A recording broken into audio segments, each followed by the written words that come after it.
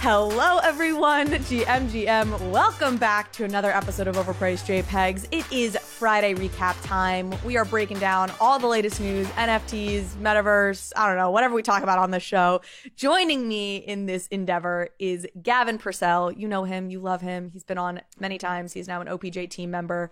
Gavin, thanks for joining us. I'm excited to be here. It's a fun episode, a lot of stuff to talk about this week, and we have a special guest later on in the show too, which is fun. That's true. So joining us towards the end of this show is going to be Devin Finzer, CEO of OpenSea, to help us break down the OpenSea Pro news.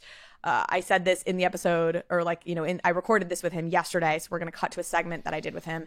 And I said it in the segment, but we recorded this on Wednesday. Devin and I recorded it on Wednesday. So if you're listening to this Friday, Saturday, Sunday, some other day, and the entire world has changed and everything we're talking about is somehow irrelevant, don't come for me. We recorded it yesterday, which was Wednesday, the April 5th. Okay, before we dive in, we of course need to hear a word from our lovely sponsors, and then we're going to get into all the crazy news this week. I am so excited to announce that this year, Overpriced JPEGs has partnered with OpenSea, the world's leading NFT marketplace, built for everyone, creators, collectors, noobs, and experts alike. I'm an OpenSea user because they have the best selection of NFTs and a truly inclusive view of the ecosystem, supporting 8 chains and 8 global languages. I trust the systems they've put in place to keep the space safe, like copyright protection, malicious URL detection and removal, robust verification, and more. It's why they are the place to buy, sell, and create NFTs. That's right. You know OpenSea, you use OpenSea, but did you know that OpenSea now has drops? New exclusive projects launch every week from top projects and creators, and you can check them out now using the link in the show notes. They also recently introduced self-serve drops, which is in beta, and allows creators to launch their projects right on OpenSea. This drops product gives creators access to tools like rich storytelling drop pages, multi-chain support, and drop mechanic customization. The full launch for self-serve drops is coming this spring. So check out the upcoming drops on OpenSea right now using the link in the show notes and own what moves you. You'll also be supporting the show in the process. Let me introduce you to a brand new company that I could not be more excited about, Web3 Sense. A Web3 analytics platform that combines on-chain data with social media insights to give you the deepest, most meaningful intelligence into any NFT community. I have tested other analytics platforms out there, but Web3 Sense has the most comprehensive capabilities I've seen in the NFT ecosystem. They apply sophisticated data science to wallet histories to determine behavioral patterns and help shape predictive analytics. In other words, they can tell you which Twitter accounts are actually the influencers in your space. And they can tell you what resonates most within a community by looking at what other communities token holders are involved in. The number of use cases here is virtually unlimited. So whether you're a trader, creator, institution, brand, agency, I promise Web3 Sense has data that you want to see with the deep and actionable insights that you need to build, analyze, grow, start, whatever you want to do within the NFT space and in terms of building a business and a community. Now, they are still in very early days, so they're eager to connect with the community. So if you're interested in learning more about what Web3 Sense can do for you and your business, and you should be, go and fill out the very short form linked to in the show notes, and someone from their team will reach out with more information and an opportunity for a product demo. Trust me, you won't regret it. All right, let's start where we always do. Vibes check. Gavin, how are the vibes? Okay, so last week I think I said I felt like we were kind of like on the upswing. I'm not 100% sure anymore because there's definitely been some weirdness going on. I think a lot of it is being driven by crypto seems to keep going up in a weird way. Like we hit like 1950 at one point in ETH, so that's never a good sign. But also there's a lot of no one really knows what's going on in the economy, right? So this is definitely throwing a lot of people. I see a lot of people talking about NFT capitulation. I see a lot of people a lot of floors are way down even from last week. We talked about Doodles, which I kind of believe Doodles has got a nice little turn. We're gonna talk a little bit about them later, but they're down to 2.7, which is really low, and it's pretty crazy to see. So I don't know. I'm not sure. The vibes are, I still think there's a lot of interesting stuff going on, but I don't know if the vibes are great right now. Let's put it that way. I've been shocked. Floor prices that I thought couldn't go lower have gone lower. Yeah. I just recorded an interview with Andy Kranak, who's the president of VeeFriends, and I'm a VeeFriends holder, and those have been down to 3.5 ETH.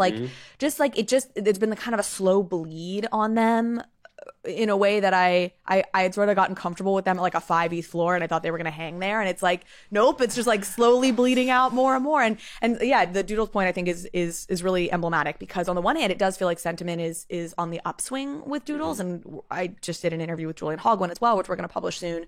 And, you know, I feel like they've got this sentiment shift, and yet floors are down, to your point. So yes. Down bad. I mean, 2.7. I did not think we would see the day when we would see Doodles at 2.7. Me either. I mean, I remember buying a Doodle at like 1.1 back in like December of 2021. And I was able, like, I held it up to actually one of the one things I sold at the top, which was smart. Like, I sold it at like 17. Well, but I mean, everything else I haven't. So let's not get too crazy. Yeah. But like, the one thing. But I was always think, oh, maybe I'll buy back in, assuming that it would kind of flatten at 10 at some point. But like, nothing's flattened. And that's the kind of scary thing. I guess there are even apes and punks are down right now for the week. There's a few interesting stories, but like, I just think it's a weird time where people have been feeling the market kind of blow for a while. And then I wonder if there's just people saying like, fuck it, I'm out. Do you know what I mean? It's that kind of feeling. Yeah, I do. I mean, look, this all was precipitated, and we've talked about this before, so we don't have to belabor it, but precipitated by the SVB stuff, which I think just like it caused crypto to pump, it caused people to get confused, and it's just, since then, it's just had such a chilling effect. It'll be interesting to see what the next round of like Blur airdrop rewards, which of course has been like pushed back, or the you know, but what that does. And I don't know when, and Devin didn't give clarity, not to anti-tease my own clip here, but my own later segment, but Devin didn't really give clarity on when or what exactly to expect on community rewards on OpenSea Pro. But if that were to come out in the next month or two, like, it'd be interesting to see, you know, what and how. And obviously that's going to be quite different from a Blur thing. You're not getting a token airdrop. It's going to be NFT based, but weird vibes. Okay. Well, I think this is going to be in some ways like the influencer episode, because that's where there's still like drama to be found. While the market is in some ways boring, the influencers keep influencing. So starting with two of the ultimate influencers, certainly in this space of all time, Elon Musk and Beeple, like vying for influencer supremacy, I suppose, or who's making the biggest splashes in NFT markets. Starting with Elon, who changed the Twitter bird profile to like the head of a Shiba Inu. What are your thoughts on this? Okay, so Elon, I think, is the one thing I'll say about Elon is I think that the Shiba Inu Doge stuff, and then also he accidentally, I think, tweeted one of the meme cards from 6529. You think that was an accident? Well, it's gone now. He took it down. Yeah, so I think it was accidental, because I don't think he knew it was an NFT. I think he didn't know it was an NFT. I think he took it down because when he found out it was an NFT, he's never been a giant fan of NFTs. So like, I have a feeling he accidentally did it. That's my theory. Wait, I don't know that I agree. That's so interesting, though. So you think he just sees the memes of production, was like, that's funny? Yes, that's exactly what I think happened. To be honest, I think that's hella bullish for the memes. For like, are you kidding me? Absolutely. Do you know what I mean? Sure. Like, yeah. I mean, it's funny because, and gosh, we're going to talk about this. I guess we can talk about it here, right? Like, so Elon accidentally or not accidentally tweeted the Seize the Memes of Production 6529 meme card, which is the one that I owned, funny enough. So of course that pumped to 5 ETH, and I was like, damn it, you know. I sold mine at like 0.9, I think. So I'm doing all right because it's back down to about 1 ETH. So, you know, can't what is it? Can't lose money taking a profit, right? And I learned that last bull run, you know, didn't take enough profits. So so he tweets it out he then deleted it. It had a run. It ran up to like 5 ETH. It settled back down around 1 ETH. I'm like, should I scoop some up? I don't know. It feels really bullish to me that you have people doing exactly what, if it was an accident, it's exactly what 6529 wants, which is just proliferating it because they love the sentiment. Yeah. And if it wasn't an accident, then this is probably like another Shibcoin thing where like every 7 months or something, Elon tweets something about it and it has a run up. Yeah. And I don't know, like either way, I actually think it's a really interesting, it made me more bullish on memes. Oh, I also think it's an interesting thing to show that, okay, so I'll have on to separate. The memes. What's the collection called? The Memes? I think it's the memes. I think it's the memes by 6529 or something? Yep. That's something exactly like right, that. I think. Yep. Yeah. I was going to say, I think that Elon, I'm split on Elon. Obviously, I think Elon has done really lots of interesting stuff. I also think he purely operates now on a weird, like, timeline of like what reaction can I get? So the Doge thing, I think, or the Shiba Inu thing was really like a reaction based move. Like he's like, oh, I'm going to change it. It's going to be fun. I thought it was an April Fool's Day prank, but it's still up, which is interesting. Doge shot up a lot, right? Like it went way up, and he knows he can move markets. He's aware of that. And I think that's we're talking about the influencer thing. I think it's going to be interesting to see, because I'm sure you remember this, but you remember like way back when Elon went on Saturday Night Live, right? And like there was this peak moment, and Doge like peaked in the middle of the show, and then started and then tanked. Yes, and then tanked, right? Well, because he joked, he kind of did like an anti-Doge joke on SNL, Yes. and everyone was expecting him to do like a pro-Doge joke on SNL. Yeah, exactly. And my feeling with Elon is I think he just does stuff for reactions. I think to the point of not knowing what that thing was, I think he's just really like, I always wonder, like, how is he splitting his time? My question with Elon is like, is he like going and spending hours a day looking for the proper things to tweet? Because it seems like he is, unless he's got like a small little team who's doing that for him, which might be the case as well. But like, this is a busy guy. Do you know what I mean? It's a busy guy who spends a lot of time thinking about how that aspect of him is perceived and what it looks like. And speaking to influencers, like I think he likes being an influencer, and this will speak to like all that stuff. Loves this. Yes. Yeah. I'm kind of surprised he still can move markets on Doge. Like, it surprises me at this point, right? Like, clearly this is just a thing he does and it pumps, but like he's not incorporating it really into these businesses. I guess people are still assuming that at some point he's going to make it like legal tender on Twitter or something. I was for so long such an Elon fan, and in so many ways, you still have to acknowledge his, business genius and his impact on the world, right? And look at the substantive things, whether it is Tesla or Neuralink SpaceX. or SpaceX or Star. What's the internet one? Starlink. Yeah. Like, I mean, that one is huge to me. When I think about all these people who criticize him, I'm like, he was bringing internet to Ukraine, and you can be mad that he was like, again, tweeting on Twitter, like talking about pulling it on Twitter and what. But like the fact is, he was doing it in the first place. Anyways. But he has pushed me a bridge too far. Like some of the stuff, like the Paul Pelosi stuff, like, and he deleted that tweet as well. He was sort of spreading like gay conspiracies or whatever, conspiracies about Paul Pelosi being gay that felt kind of homophobic. And, that stuff really, it's so disappointing. It's like, dude, what are you doing? Like, you're Elon Musk. You are the greatest entrepreneur in probably really several generations. Since Steve Jobs, at least, I feel like, right? Yeah.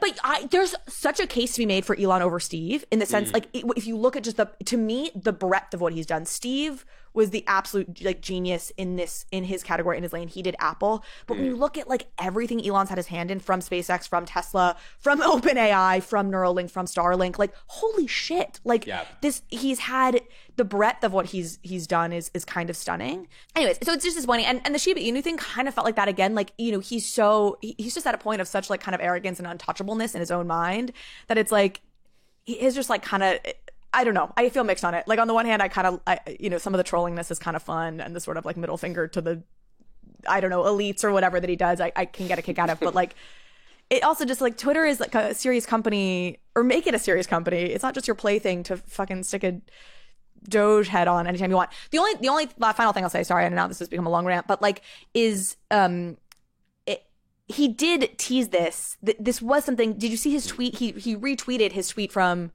was it March of it? No, it was like March of last year. Like, it was from a while ago, where somebody said you should buy Twitter and change the bird logo to Doge, to Doge, and he was like, that would be hilarious. So I do think he's a little bit doing what he had said he would do back in the day, and there is something a little bit fun about that to me. 100%. And like this will speak to a lot of things we want to talk about when we talk about the influencer episode. Like, part of being an influencer, and I think very much he is, we'll talk about other people that are too, is controlling and driving the narrative, right? Like, and this is a narrative, right? Like, nobody's going to talk about other shit that may be going wrong at Twitter when suddenly the Twitter bird is a Doge dog, right? And that's like controlling the narrative. There's a lot. And it's what Trump did masterfully, right? Exactly. It's like, drop a thing over here that's controversy to distract from over here. Yes.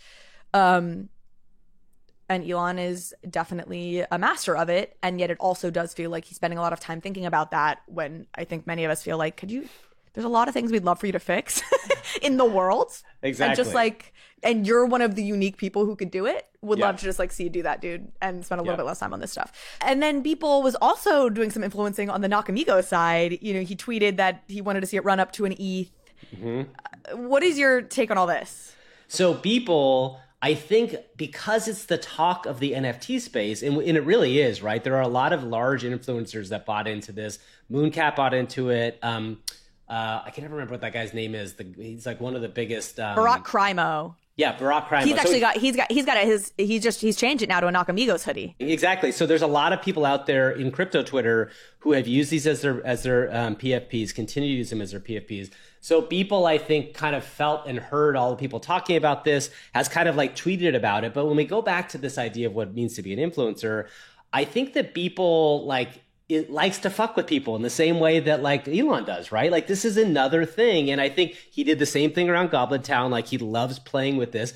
And granted, when you're a person that's trading in this space, knowing those signals as things to trade off of are not terrible, but you can also get wrecked as a trader too if you trust that thing going up and it's not going to go down again. That's what I was watching. Because so Beeple tweets this thing. He wants to see this thing go to 1 ETH. He said if it goes to 1 ETH, I'll whatever season 2, whatever he said something that I didn't actually even fully understand, if I'm being honest. It was like then it'll be like the next saga of. Well, I think he said he was saying like I'll work on the next version of it, which is like I guess so. Promise. But that was what was confusing to me. Is like, what the hell? Oh, okay, I get. Who knows? Whatever.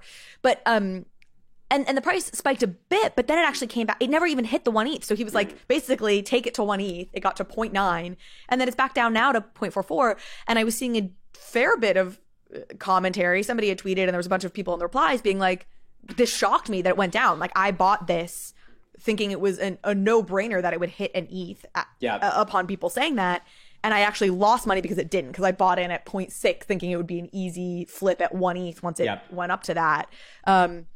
So, you know, it can seem like it's the no-brainer trade, and then you end up losing money on the other side. Well, and you never know, and this is the kind of shadiest thing about the space that I'm always aware of, which is that there may be people front running you for all you know, right? And this is the thing. Like there are people out there, yeah, for sure there are people front running you, but right. So when he says 1 ETH, the way to get out is like you got to get out at like 0.85 or 0.9. Exactly. Yeah.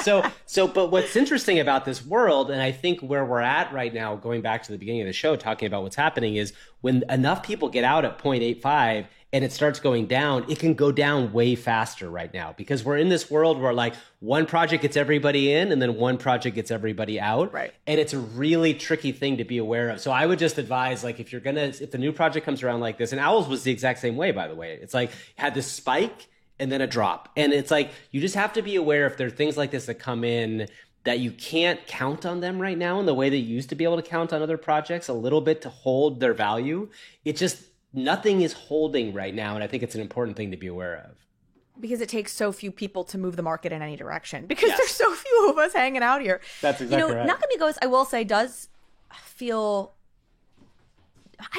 different to me. And I'm sure now that I've said this, I'll be proven wrong, and in a week it'll be dead, right? But like, than some of these other quick hit projects that we've seen in this era, like your Owls or your Gitcoin Presents, or, you know, there's something that feels more interesting about this to me. Maybe it is how similar they look to, not similar to, but different than a Punks. Mm-hmm. Like there's something that feels kind of like, it's got like Grail energy in a certain way. I'm not saying this is going to become a Grail. No, totally. Like, I don't think this, but like it has that vibe to it a little bit. Yep. And also identity wise, it's correct. A good piece of identity. That's what it is. Yes. There's like this like identity piece to it that people are really glomming onto. I mean, you and I were kind of laughing. There was a hot girl on Twitter posting how she was like her Nakamigos, like I look just like my Nakamigos, and you know, I have feelings about the kind of like bull market vibes, the hot girl thing on the crypto hot girl thing. But anyway, I mean, I do yours. I like it. Get your likes, you know, get your engagement. But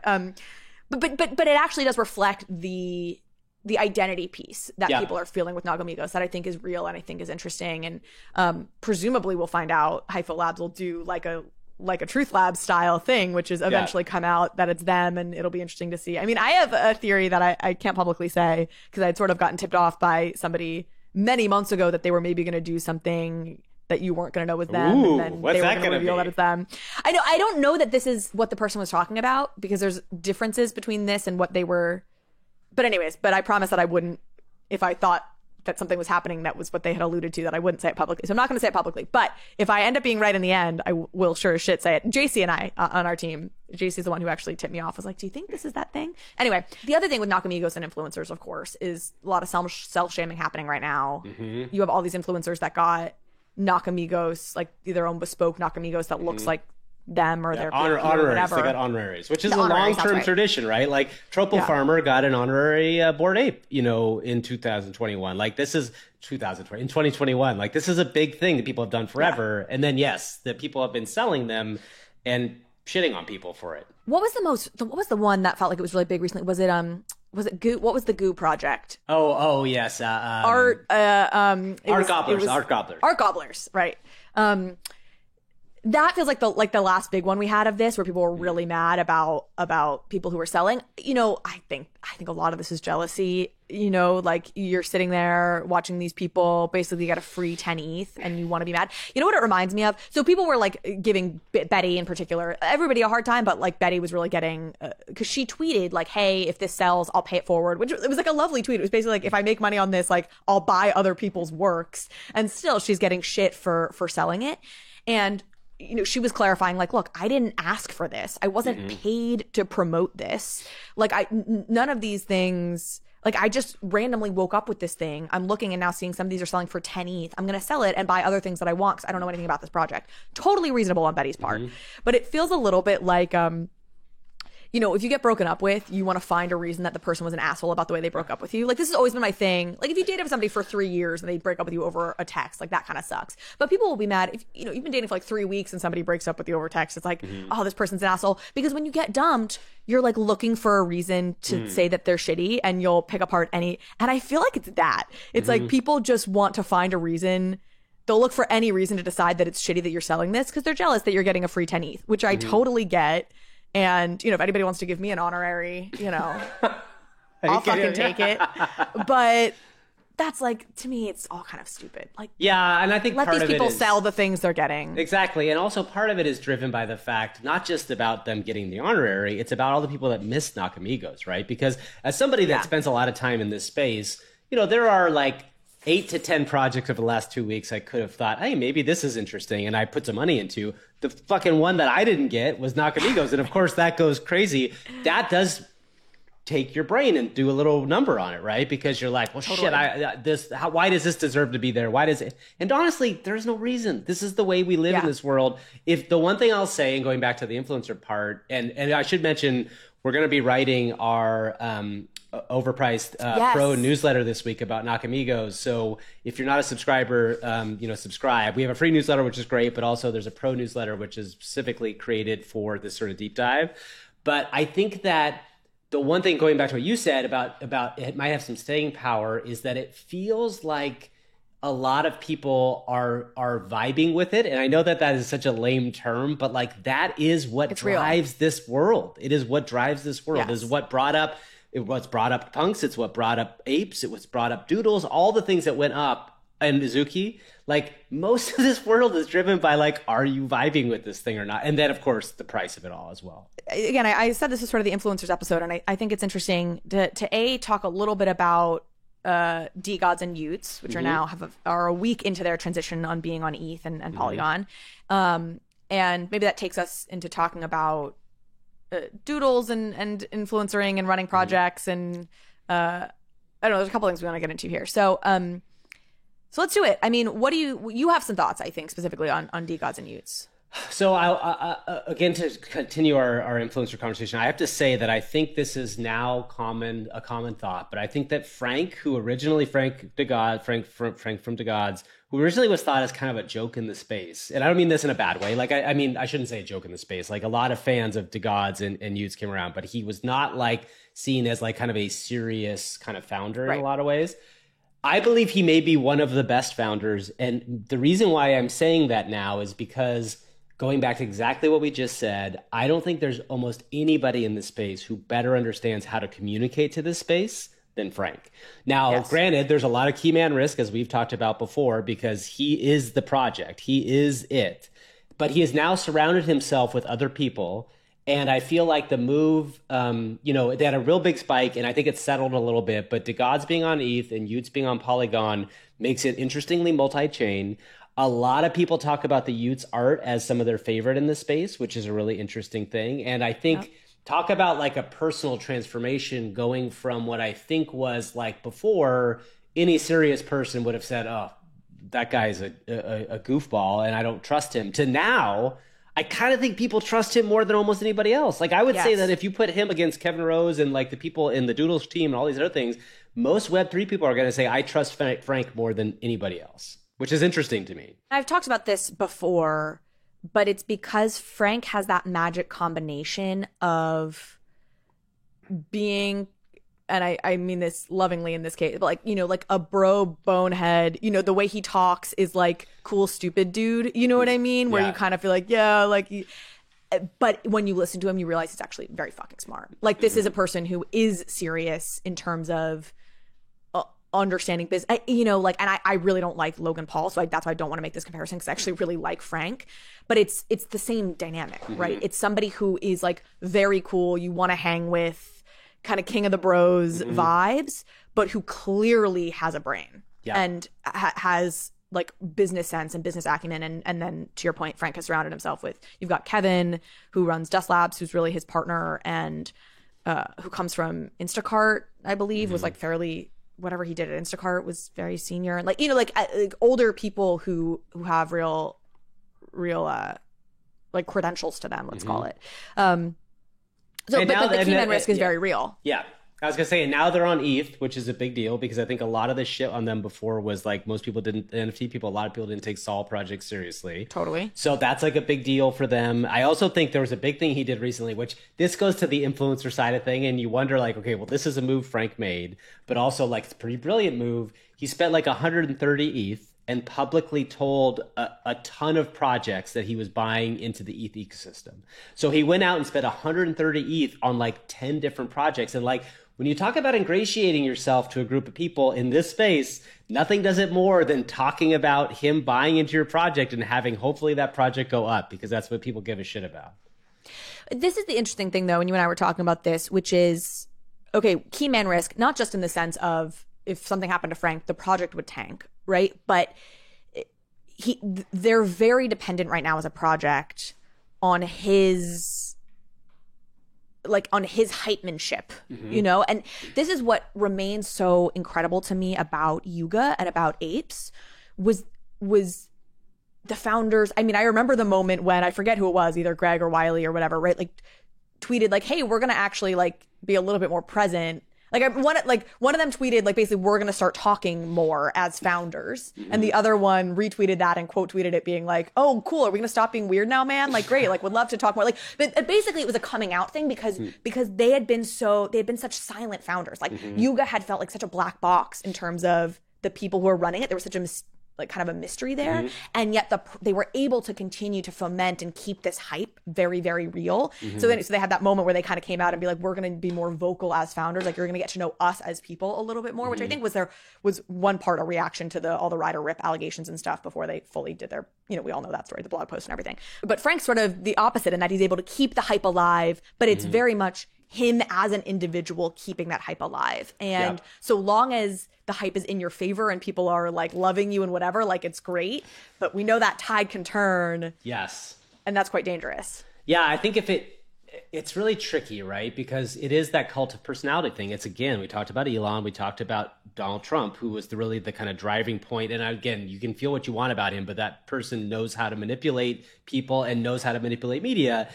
Not to say that any of these people in our space are like that, but I think it has saturated our world so much that there is a sense that you, as a creative person, cannot sit back. You have to kind of lean forward and be engaging with people and be engaging in stuff. And I think it's the whole creator economy world. And you mentioned Logan Paul, right? Who was like the very beginning of that creator economy. And everybody's on YouTube. Frank is just born from that generation, I feel like. And what's interesting is there aren't very many other younger people than him. Like, he's young, right? Which is a big deal too. I mean, honestly, if we look at this, who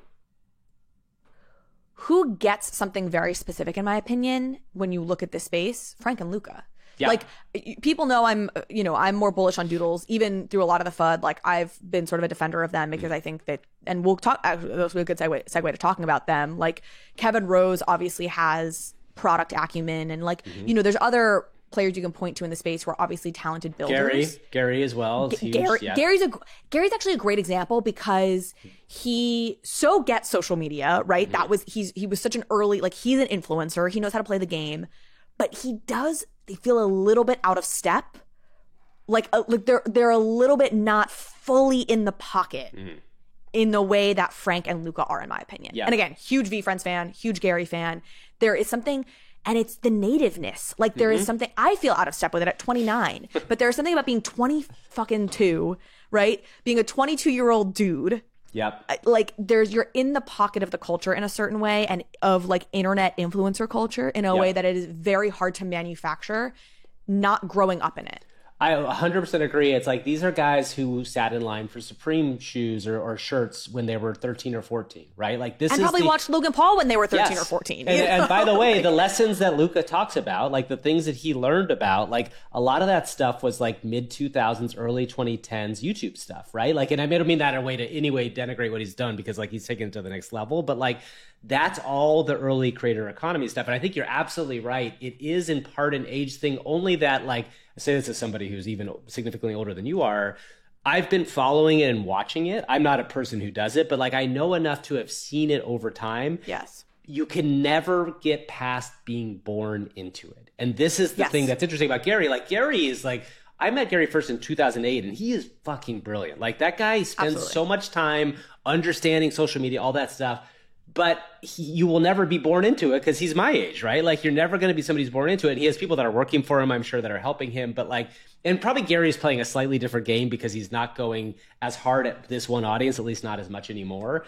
Whereas Luka and Frank seem like they are born into this. Like, this is part of what they're doing. And that feels like maybe that's what really fucking Web3 is, right? Like, it's people who are born into this time more than it is like a kind of movement around it. Y'all know I love Ledger, the world leader in critical digital asset security. When you own crypto, what you actually own is a private key that gives you access to your coins. It is imperative that you keep this key safe, and Ledger wallets are the best way to do that. The Nano S Plus and Nano X Ledger wallets, paired with the Ledger Live app, give you the best way to start your crypto journey while maintaining full control over your digital assets. Send and sign your NFT transactions with full transparency in the Ledger Live app. What you see is what you sign. And y'all have heard me talk about Ledger Stacks before. Well, due to unprecedented demand, Ledger has received all the Ledger Stacks pre-orders that it can fulfill through summer 2023. And so they have decided to pause the pre-orders. Ledger is incredibly grateful for the community's support and is working hard to get current pre-orders out and ready to ship so that they can make even more Ledger Stacks to keep your digital assets secure. Sign up for the Ledger Stacks waitlist and be the first to know when Ledger Stacks are available again for pre-orders. But don't leave your digital assets susceptible to breach or hack in the meantime. Order your Nano S Plus or Nano X today by visiting shop.ledger.com or clicking the link in the show notes. So let's do a brief, we're running out of time because we've got to cut to Devin, and then we also want to do a little bit a round of overpriced, underpriced. So we'll give the quick headlines here. Folks maybe have been tracking this. Obviously, we've talked about the ARB airdrop before. Long time coming. Last week, 2 weeks ago, whenever it was, Arbitrum did their ARB airdrop, and always with the goal, and they were very upfront that this was about decentralizing Arbitrum. So they have their first AIP, right, their Arbitrum improvement proposal that the DAO was supposed to vote on, and it was about unlocking, it was like 750 million worth of, was it that much? I think it was, yes. Maybe it was 750 million ARB token, which would be less than $750 million. But that's $1 billion because it's more than, ARB is more than $1. Oh, it's above $1. Oh my God. So I don't even know. So maybe $750 million, whatever it was, right? Yeah. They wanted to unlock a lot of money. And this vote loses like 83% to 27, right? Like most people vote not to do 17%. Most people vote not to do this thing. And then Arbitrum basically has to come out and be like, hey, so actually this really wasn't, this is so embarrassing. They're like, this really wasn't like up for debate. We actually need this money. The foundation or whatever has all these operational costs that are sunk costs, and we've already transferred 50 million ARB. Like, we've already sold 50 million ARB to cover the cost for this. Like, oops. And everyone's like, what? Like, what? I mean, okay, I get it. There's operational costs. It's the communication thing here, right? It's like, just fucking say that up front. Yeah. Like, why do this charade? I guess they were just that confident that people trusted them enough that if they put this proposal up, it would pass, and that they could cover up the fact that they had just made this decision unilaterally. Yeah. But like, what the heck, man? I mean, we talked about this, is that my feeling that gets so frustrating, and I was been very frustrated about this and other things that happened this week, is that crypto oftentimes feels like you're stuck with the B team, right? Or you're in the minor leagues, and you're like, just like, as somebody who's worked in larger organizations, who's worked for larger companies, I know what it feels like to work for companies that are well run and well organized. And the hardest thing about being in this space for me has often been the disappointment I feel when things like this go down, right? Like, people will make mistakes. I understand that. This is not about like jumping on the bandwagon and shitting on people, but there is a level of like planning and understanding that adults and normal people have to do in business. And it feels like in crypto, we keep seeing people, either the SBF side completely going around the law, or this, which just feels like, this is not a good plan. You guys you could have much easier communicated it. You could have talked about it. If you're going to make governance a big part of your token, do not fuck up the first governance thing, right? Don't screw with this stuff in that way. So anyway, it's just more disappointing to me that like this, and then people pile on with the story, right? But it feels like a B team kind of thing. It's a chicken and an egg problem too, right? It's like, serious people don't... There's plenty of serious people in crypto, right? But like that A-team stuff that you're talking about, a lot of them maybe weren't attracted to crypto or haven't come into crypto, and then they see things like this. Whether this is probably too niche for a lot of serious people to really see, but the SBF stuff, like the general vision of the space, if you're looking at it from a high level, feels like shit like this. So then serious people are like, why would I go work there? It's a bunch of unserious people. And look, I don't know the Arbitrum team. There's clearly serious people who work on Arbitrum, and on and on. But it is like just such a silly, stupid fumble. It's such an unforced error. Now they've corrected it. They've come back and said like, sort of, we're sorry, and we're going to take this proposal again in different pieces, 4 pieces, and give you more clarity, and on and on. And look, we'll all move past this. And that's part of the problem, right? Like, everybody just gets away with this shit. Yeah. Which, what are you supposed to do? Again, I'm not saying we tank Arbitrum because they did this. I don't think this was like, this is not a mistake on the order of SBF, right? Like, this isn't fraudulent, but it is just disappointing. You and I think have a disagreement because you actually see a connection here to like a Doodles. You feel like Doodles has echoes of this for you in terms of feeling amateurish at times. Okay, I will couch this with one thing. Okay. This is a plug for our own thing that's coming up next week. Carly interviewed Julian Holguin in Miami, and I do believe that I'm starting to kind of come around slightly, as I've said on Doodles a little bit. But here's my thing that was so disappointing about Doodles over the last 6 months, and I think Julian even admitted this in the interview, which you'll see, was that they underestimated the amount of work it took to communicate out to people. And so when I think about like these B teams in this world of stuff, and this is not me like saying that Julian isn't doing a great job, because I think the stuff they've got planned and coming up seems like they're on the right direction. But I will say, like, the last 6 months of Doodles has felt to me like we're in this like they were in this B team world where like, what is going on? Why would the communications be coming out of the founder like this? Why would they be saying things like this? Why are they not communicating at all in the summer? Like, all of this stuff, which now like you hear Julian like admit and be aware of, I totally think that's the A team. That's a much better version of that person. But it felt like to me, again, somebody who was a big fan of what Doodles, the art and like kind of the community they had raised, it felt like another scenario where you have people just like, and this is not fumbling the bag. They're kind of fumbling their own bag, right? Like they kind of fucked up. And only when you actually can admit you fucked up and you can kind of like take the next step, that's where it starts to improve. And I will say, I think Doodles is starting to do that now, which is great. So you and I kind of disagree on this, because I actually think Doodles, and I've always felt this through all of the things that people have been frustrated by, like, was one of the most, I'm gonna explain this in a second, like, competent and actually professional teams, in the sense that Did you read Poopy's tweets? Did you read? Okay, so here's what I want to get. It feels, this is going to be a weird comparison, but like it's the Elon Musk thing. It's what we were talking about earlier, right? Yeah, Which was to me, I always felt like Jordan Castro is very smart, right? Oh, Poopy absolutely. is very smart. 100%. And yes. The way they were always pushing back against, like, Poopy's tweets were always about kind of like, fuck you, you spoiled children. I'm building a business. I'm building a company. I'm trying to build the next Disney.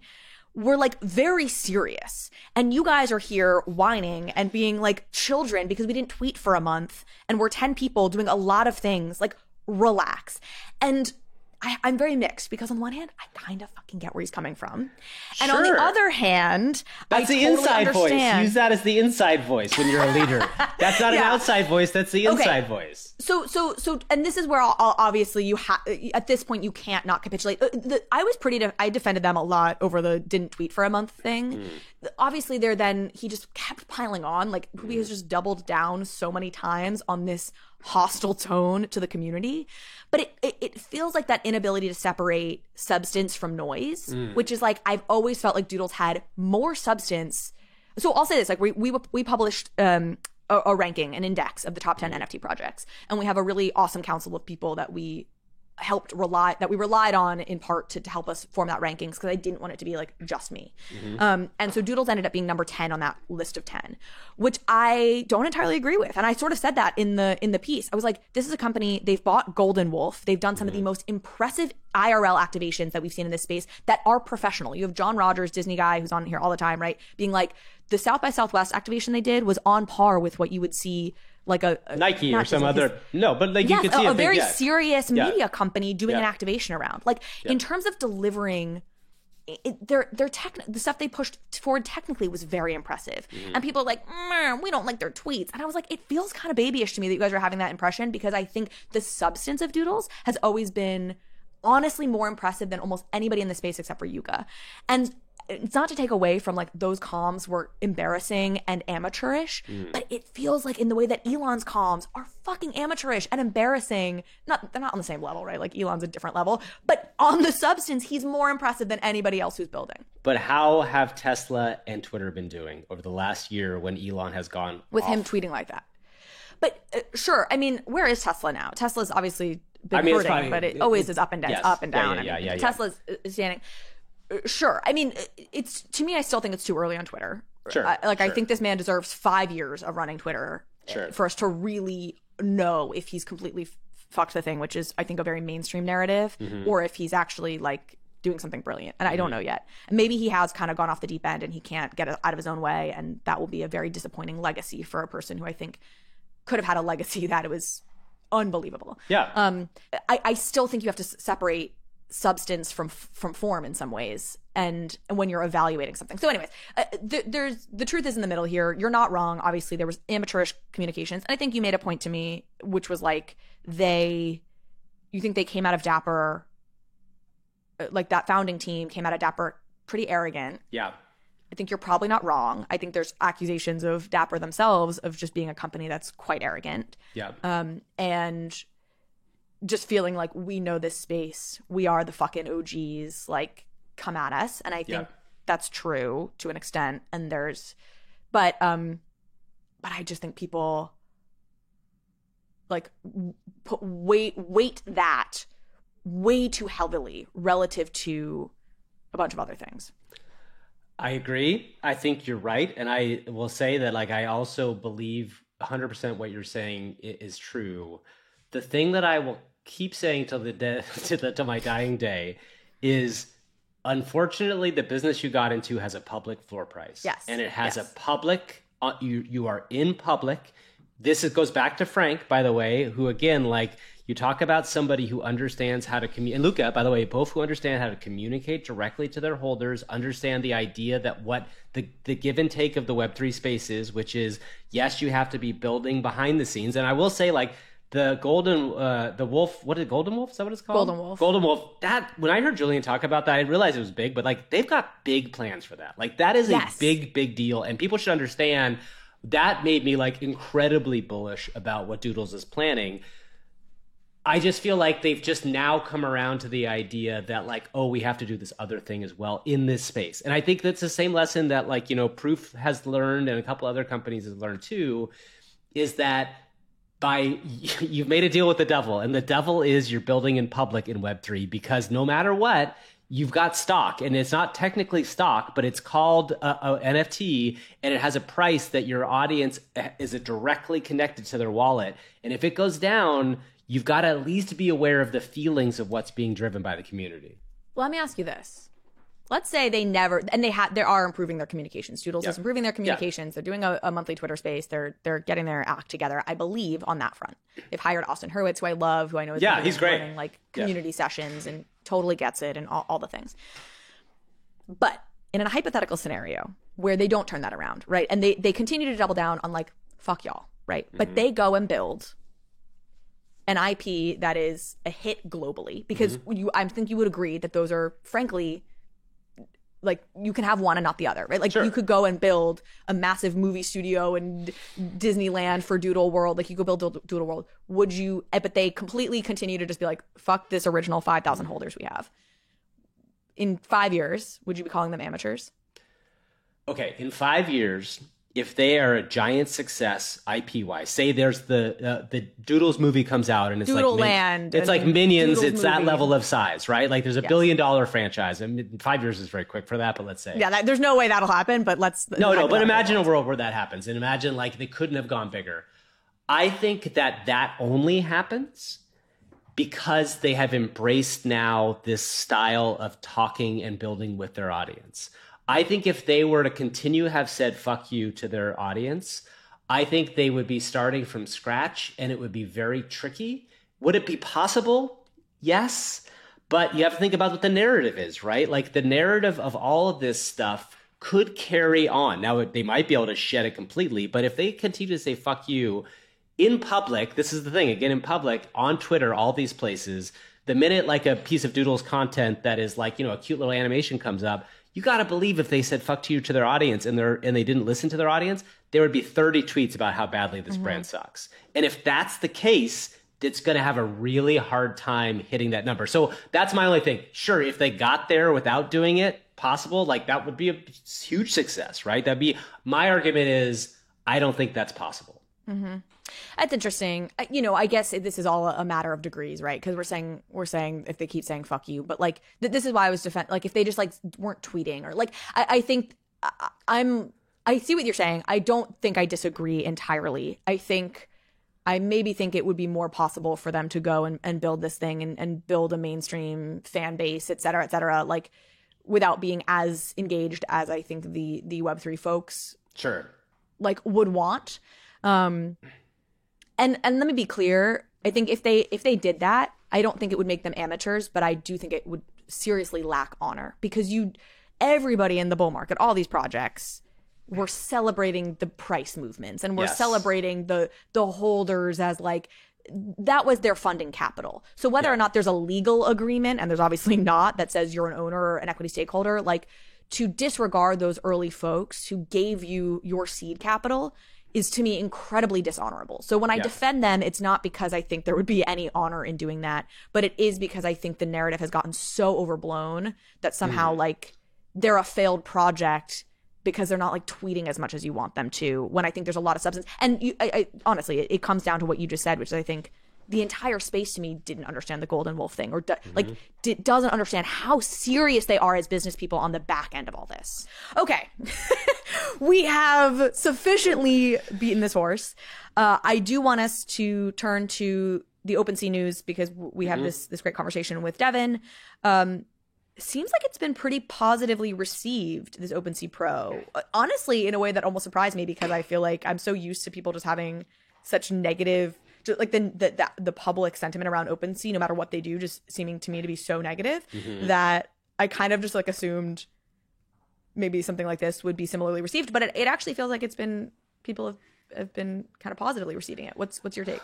I think so. I mean, I think the product actually is pretty solid. I mean, before Blur came around, there was the Gem and Genie kind of fight, right? Like Genie was the original kind of like sweeping tool that everybody used. And then Gem came along and Gem was like way better, right? That was the most important thing to remember. When OpenSea bought Gem, you were like, oh, this is interesting. And then Blur happened and it was a whole different thing. What's cool about this product, I think, is there's a couple new things that weren't in Gem. It does feel way faster to me. There is an interesting integration directly into OpenSea, which I think gives it a lot more data. It's also like an aggregator, right? So you can buy stuff on Blur on it, right? Which is an interesting play. I also think one of the things that I like personally is, there's a tool out there called Icy Tools or all these other things. Catchment's another one where you can see stuff as it's minting. They made that part of the product, which is just another element for people who are interested in NFTs. Like that's pretty cool. And then I think another thing that was like, they're not going to do an airdrop. I think we'll find out when you hear from Devin, but like, doesn't feel like that's something that's necessarily in the cards for them. Maybe later on, but they did give everybody an NFT, which anybody who'd used Gem got an access to this Gemesis NFT. And, as we always talk about, price goes up. Like this was a free, $100 at one point. It was like up to 0.09, I think. Like it actually got up for an open edition. It's a pretty big deal. So I think they've done something really interesting here. I think the chatter on it is positive, which is a big deal for OpenSea, I think. And I'm hearing, and this is all anecdotal, but like I am hearing people be like, yeah, I will use this when Blur airdrop farming ends, right? Like there's still the incentive to use Blur. Now that being said, we keep saying that, but like Blur airdrop farming, they're planning on doing this for years. Like they are not planning on ending the incentivization for truly years. So who knows? I mean, gosh, at that point, what this space will be. At the core of this, and I think this comes through a bit in the conversation folks are about to hear with Devin. Not that this is rocket science or that anybody doesn't really understand this, but this is OpenSea trying to cater to various segments of the market, understanding that OpenSea, the original OpenSea. This is also something I struggled with this interview with. I don't know how to talk about original OpenSea. Like I feel like because there's OpenSea Pro, OpenSea Classic, it's OpenSea Classic. Yeah, like I literally need like a term for OpenSea to like draw the distinction, but there's not a term, so whatever. OpenSea Classic, exactly. Like there was so much pushback anytime they made anything about OpenSea Classic, like hew towards a pro trading tool and look like they were chasing Blur, and there was sort of that narrative like, oh, this is so embarrassing for them, they're just chasing Blur. And I think this has been an interesting way to kind of cut short that narrative, say like, no, we have a fully functioning product that is our own, that is distinct in a couple of key ways from Blur, so it's a real choice. And now we can have OpenSea Classic do what we've wanted to do there in terms of catering towards creators, artists, tooling drops. There. Correct. And I think this is something we're going to see in the years to come. This will happen 8 different times because the market is so small right now that it is such a consolidated, like everything can trade on one platform, but you're going to need different marketplaces. Like the stuff you're going to want for buying a mortgage, a smart contract, right? Or like buying your car or like whatever, that functionality is going to be different than the kind of marketplace you're going to go to for your art, which is going to be different than the kind of marketplace you're going to go to for your membership passes or your games, right? Like that's another thing. Oh my God, that's too. the big one, right? So whether or not, I mean, it'll be interesting to see if like an OpenSea, if one brand can actually fragment itself that many times, or if really it just becomes many different marketplaces, which is maybe where it goes. But anyway, we're starting to get at that. I say this in this conversation and then we'll cut to it. Like there's so much I really want to get into with Devin Finzer with OpenSea around like the future of this space, the Blur OpenSea. Like I think these two companies represent really interesting different models of how to be a company. Blur represents public ownership from day one. Like would a Blur go public? Like probably not, right? It's got token holders. Like Blur's model is the unlock for its early investors were the tokens. Somebody like OpenSea, I think clearly wants to go public someday. And just the distinction between those two models of company, I think is really interesting and speaks to this time, this kind of unique moment we're in, I don't know, call it capitalism, I guess. And anyway, I couldn't get into all that because we had like 15 minutes and we wanted this to be a quick hit, really talking about OpenSea Pro. And, but just know we are going to try and have a longer conversation with Devin that really dives into all that. And with that, please enjoy this brief conversation with Devin Finzer. Devin Finzer, welcome to Overpriced JPEGs. Thank you so much for having me. Welcome back, I should say. You have been on once before. And the caveat I'll give before we dive into talking about the latest news is we have to have you back. I want to do a full long deep dive conversation with you at some point. I am going to be holding myself back this entire conversation from turning this into a 2-hour interview. We have 20 minutes here, a little less, and I really want to focus on OpenSea Pro and get a little bit into the vision for OpenSea right now. But I'm going to have to restrain myself from falling down too many rabbit holes about the industry that I would love to someday fall down with you. Okay, let's start with how should folks understand the purpose and of OpenSea Pro? Yeah, so it really started a long time ago in that we acquired a company called Gem, which was the leading NFT aggregator, right? So aggregating data from all NFT marketplaces, having this really nice functionality for sort of the more power user segment of the NFT market. And for the last roughly almost a year, that team has building the second generation of their product, which was known as Gem V2. And Gem V2 is just this highly enhanced, super fast, gas optimized, very sort of analytics driven experience around NFT collection and buying, selling, listing, bidding, etc. And we really wanted to unify the Gem experience with the OpenSea experience and really have both an OpenSea.io proper experience for someone who's coming into the space for the first time, or is maybe a little more of a casual collector who can then go and also turn into more of a professional or someone who's more advanced in the way that they're interacting with NFTs, and do that all through one single brand and a much more unified, two separate products, but a unified brand and a unified sort of design system for NFTs. So this is really is sort of about two things. One is around rebranding the Gem product as OpenSea Pro, and then the second is launching it in this completely new generation of the product that we were really excited about. So this is your product for pro traders, market makers as they were, whales, and OpenSea non-pro, OpenSea amateur. I don't know, what do we call it? Original OpenSea remains your answer or product for retailers, more art collectors, creators who are not so less financialized. Would that be a fair way to put it? Yeah, and I think there's some overlap between the two audiences, and we think of NFTs as this very broad technology where in a market like art, right, you have people who are just there to collect the art. Then you have people who are collecting and holding, and sort of a little more there for the financial elements of the art market. And then of course maybe in a market like art, you're not necessarily buying and selling as frequently, but even in traditional e-commerce or ticket businesses like StubHub, you have this group of users who is just more actively buying and selling in the market. So we really wanted to acknowledge the distinction that there are multiple user segments here and have separate products for each of them. And OpenSea still has really great features for people who are using NFTs on a regular basis and looking at their collections and understanding how prices are moving and all of that. But OpenSea Pro is really where it gets to sort of a more advanced level. And if my timeline is right, you all acquired Gem, I think before Blur was out or happening, mm-hmm. or anything like that. Were your plans here accelerated or changed at all? Obviously, Blur being maybe the elephant in the room. Not dramatically. Yeah. We always really wanted to build a next generation of this product as opposed to and the Gem team has really done an incredible job of not just iterating on the existing Gem product, but rebuilding it from the ground up, improving the architecture, improving scalability, improving gas optimization. And it really felt like, there needed to be a V2 of this product.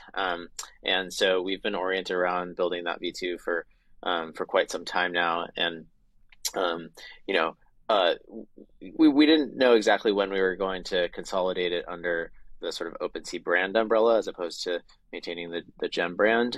So that's a decision that we've made over time. But we've always had this vision of really launching the next generation of the power user product. What does success look like here, or what do you hope to achieve out of this? Yeah, I mean, we're always at a high level. We're always looking to grow the entire market.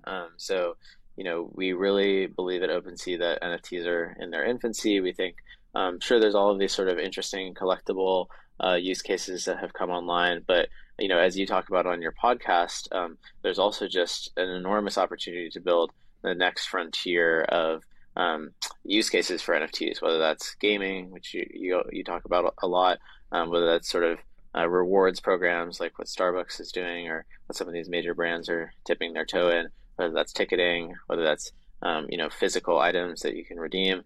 So we really want to enable all of those sorts of use cases, and we think that having a set of products that appeals to a broad audience of users, and also I think part of this is we really want to double down on OpenSea being a really great place for for more mainstream normies to come on and buy an NFT. And sometimes the pro interface can be a little bit overwhelming for those sorts of folks. So it's nice to have an entry point and then sort of an upgrade path.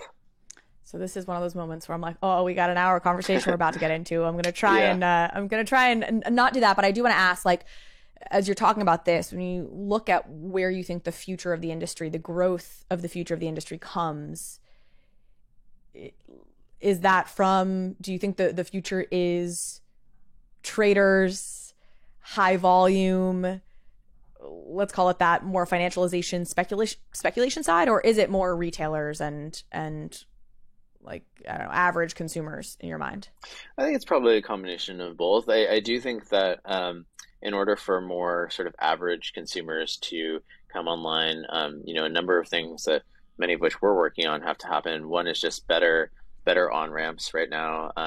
On-ramps still need improvement, and that's something that we've been investing in and improving over time. And then secondly is really just, it needs to be the case that when you buy an NFT, there's real value in either the real world or the digital world through gaming that NFT provides. And we think that, it's always hard to say exactly when these trends will play out, but if we can provide both lower friction and just more use cases, that the average consumer will get excited. And then on maybe more of the professional or power user, there it's, those folks tend to be maybe a little more flexible in terms of on-ramps or those sorts of things, but they still need really good products to interact with.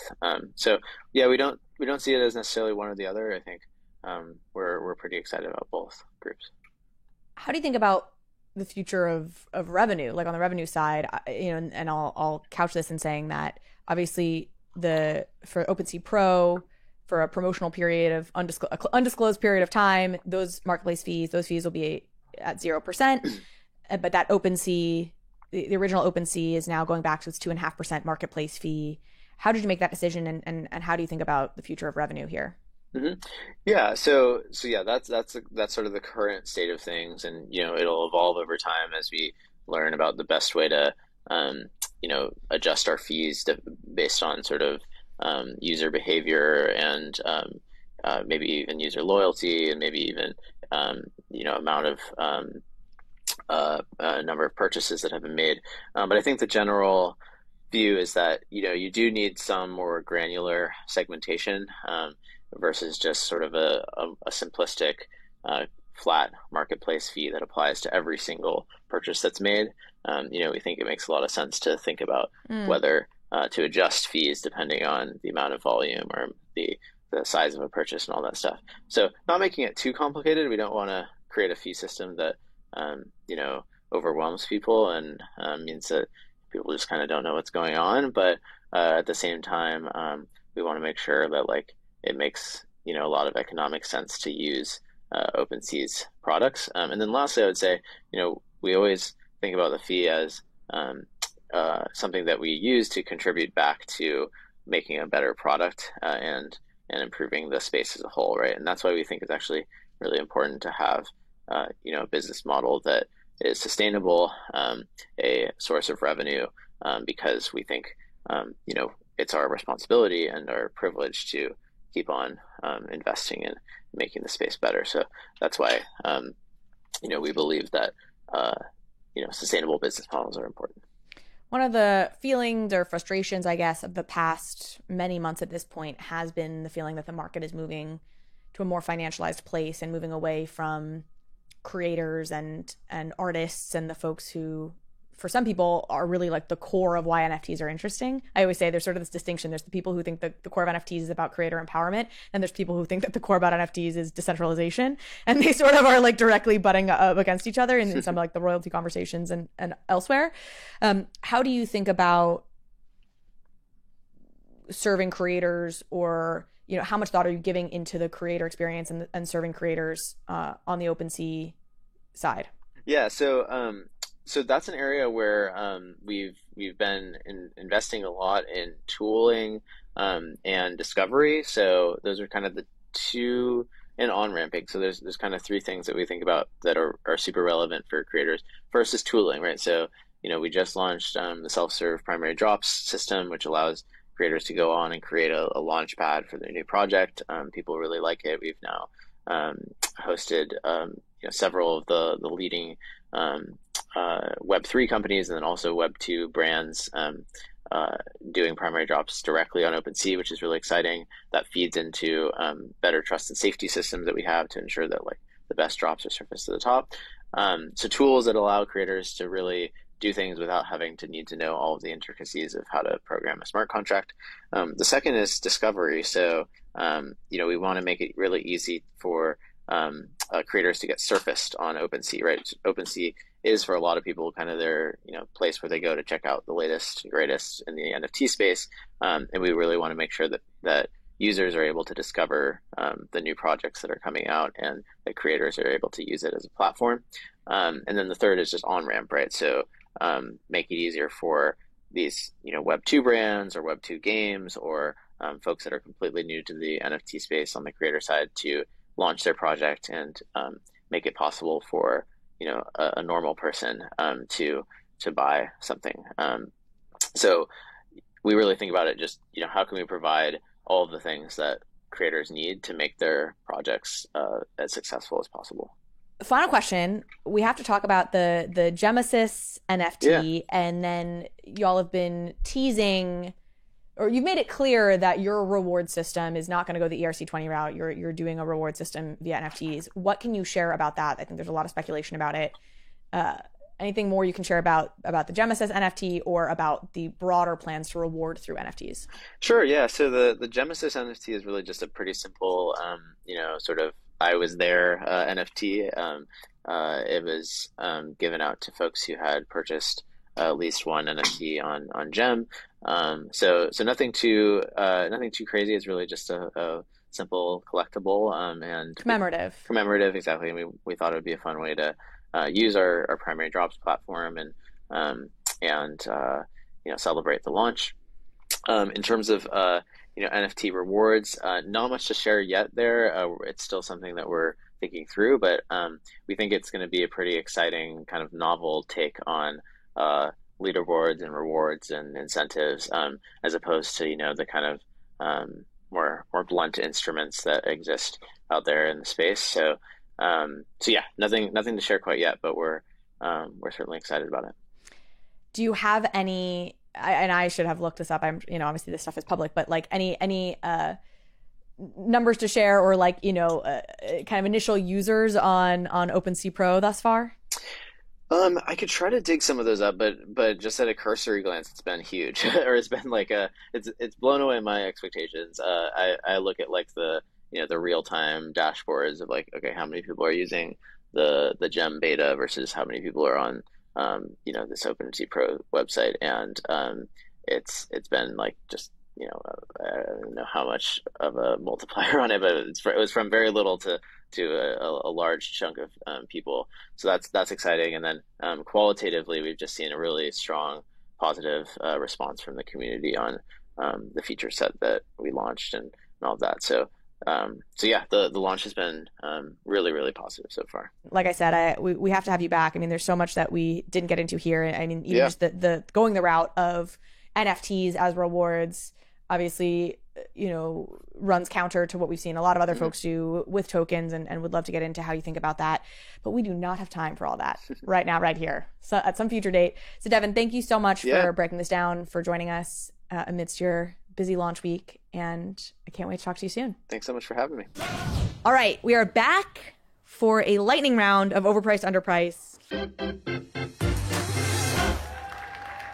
Let's start with Gucci. Gucci, obviously, I don't know if we talked about this last week, announced its official partnership with Yuga and 10KTF, and they tweeted their first physical item from the Gucci main account, which has 7.1 million followers.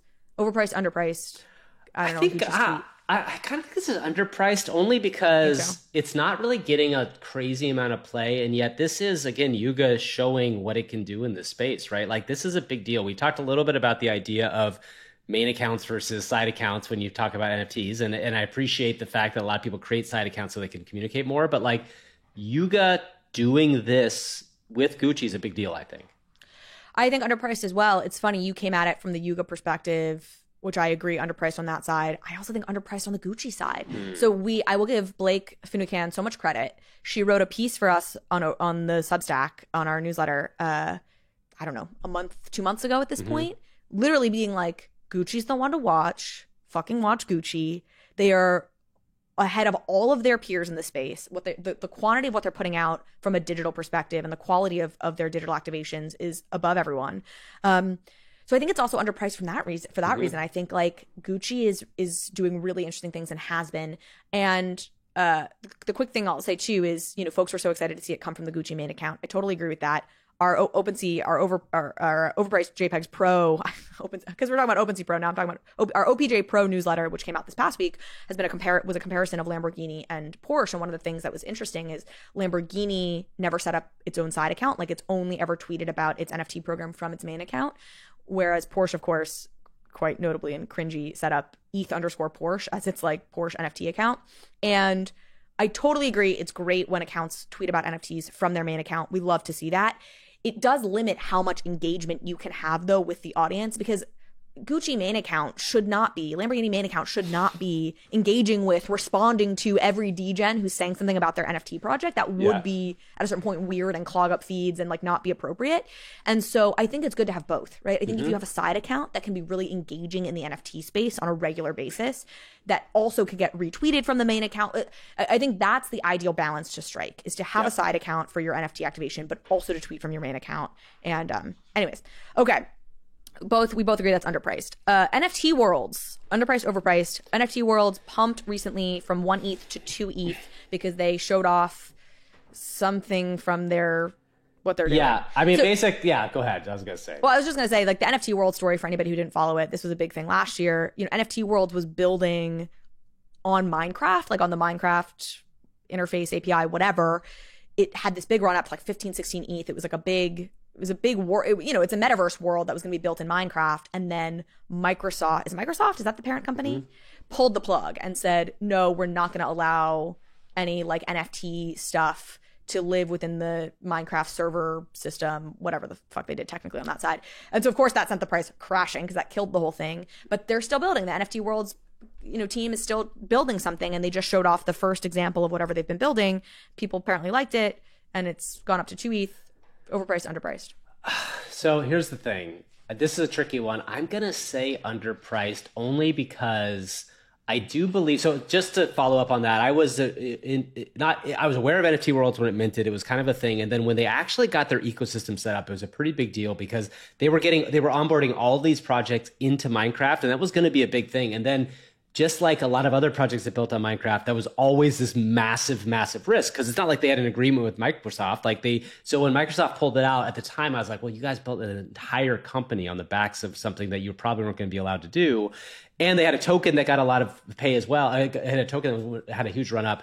I would say underpriced now only because it's been a while, right? And I hope that with the amount of money that team had, which I think was quite a bit based on their token drop, that they were able to build something Minecraft is not the most technically difficult thing to build, right? Like, unlike what Yuga's trying to do, which is really like AAA, 1,000 people things, there is a world where a Minecraft-like thing can be created in a much less of a time than what Yuga's trying to do with the other side. So I'm going to say underpriced in that, like, I could see these going back to like 5 ETH if this is really well, because the theory with NFT Worlds was always, you own one of the lands, and on the land, this was actually the only virtual land that was useful because you could build a Microsoft server on your land. That felt like an interesting idea in the virtual land world. So I'll say underpriced. I'll take the other side of this bet. I'll go overpriced because I think the value prop is the network effects of Minecraft more than the world. And I'm bearish, as people who have listened to the show for a long time will know, on selling land in general. I get that this has got a distinct value prop connected to that, but I'm still not a fan of land sales, and I think Minecraft is the biggest freaking platform in the world, and then that's sort of what's interesting about it. Okay, last one. Let's just do one more because we're running long, maybe, or we can do Papa John's or CZ FUD. Let's do CZ. Okay, I was gonna say let's do Papa John's, let's but do that's both. fine. We'll do both. Fuck it, we're doing both. Okay. It's a long episode. You can turn off the podcast if you're not enjoying yourself, sir, ma'am, whoever's listening. Okay, CZ FUD, overpriced, underpriced.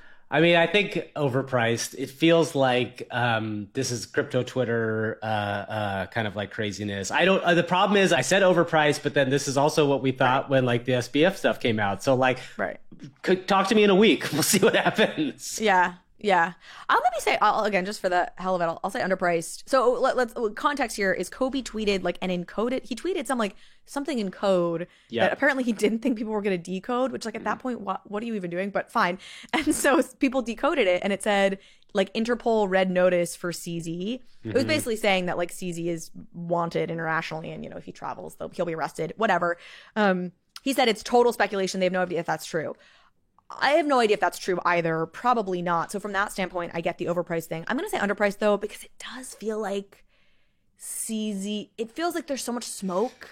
Like, I'm just so skeptical now on any of these big things. Centralized. I think clearly, we covered this last week. Like, clearly Binance, like any of these companies, has definitely been skirting lines, and I don't trust the reliability of CZ as like a, honorable, upstanding, by the book kind of a guy.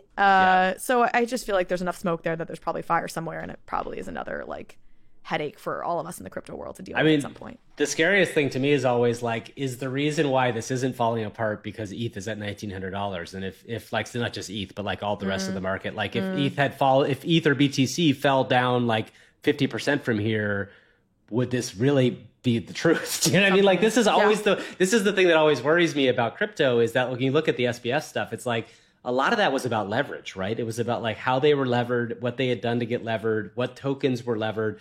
When the tokens are worth a lot of money, you can play with it a lot more. So my worry always is like there's a house of cards, in that when the price is low, that's when it's the most tricky. That's when you're vulnerable. Yes. Yeah. Okay. Final overpriced, underpriced.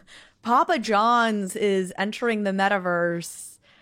For anybody not watching, Gavin's pumping his fist. He's stoked.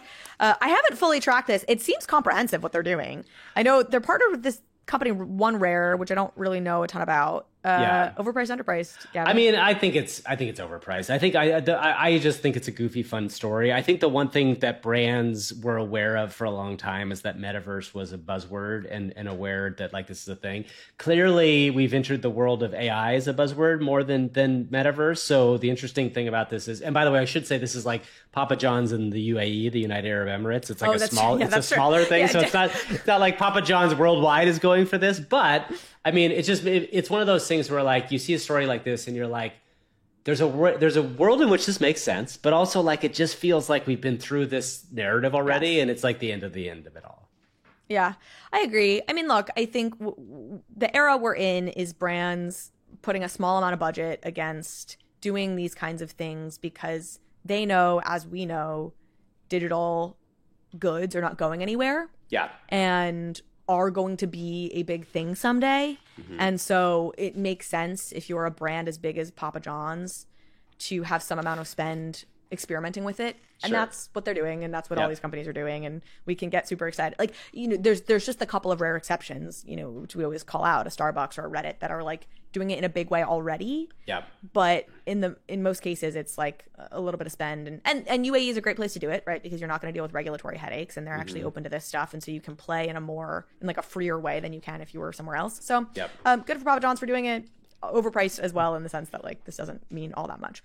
All right, that's our show, folks. Gavin, thank you. This was fun, and Fun. we'll Long. see you next week. But so good. Well, we'll Yeah. cut it. Maybe by the Yes. time they're listening to this, it won't seem so long. That's because good. We'll have cut Yeah. something. Yeah, I think exactly. in the front we need to cut more. I don't know. Actually, here's a good thing. If you're still listening to this, God bless you. Please tweet at us and tell you what you thought of this episode. I think Absolutely. we went a little bit like, we kind of started to go off in the influencer stuff, which I find really fun, and the doodles debate. But I would love to know if you guys enjoyed it. And if not, what you do want to hear. All right, folks. Happy weekend.